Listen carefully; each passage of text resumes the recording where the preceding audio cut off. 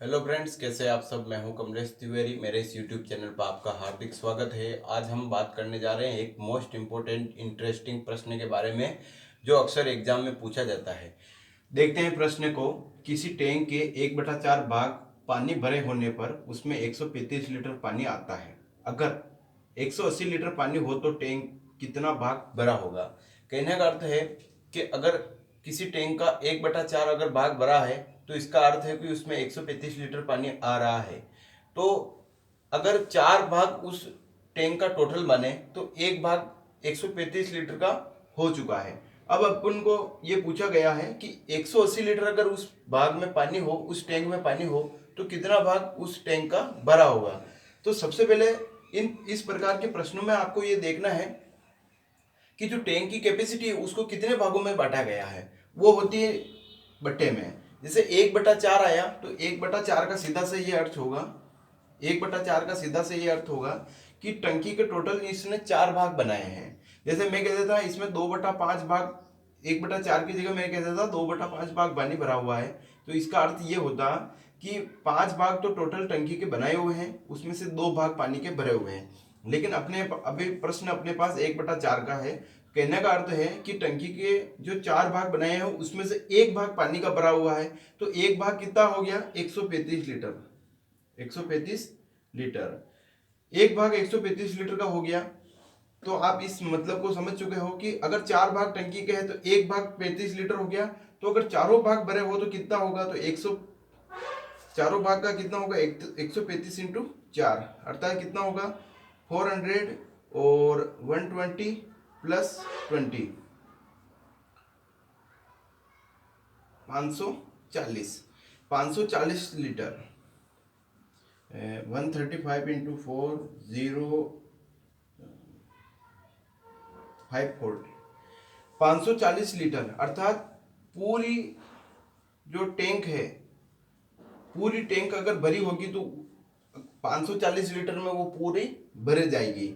तो अगर एक भाग उसका 135 लीटर आ रहा तो इसका अर्थ है कि 4 भाग की टोटल टंकी है उसमें से एक भाग भरा हुआ है 135 लीटर। तो अगर वो आप चारों पूरी टैंक को भरोगे तो 540 लीटर में भरा जाएगी।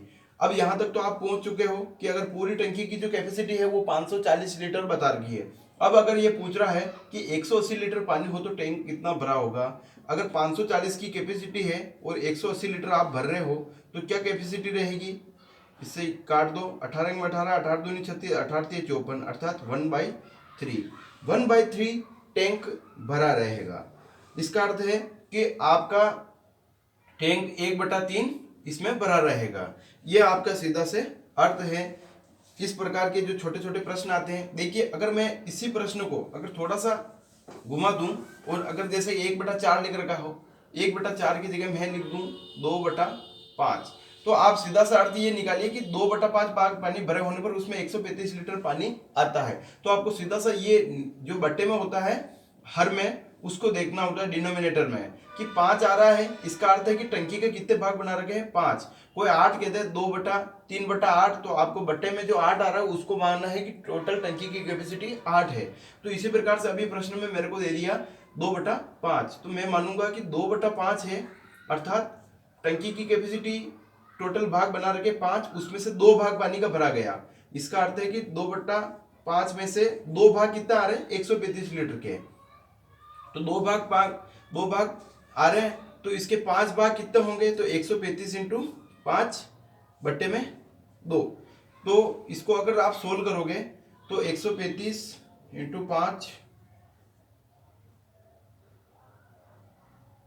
675। इसका अर्थ आ रहा है कि 675/2 लीटर।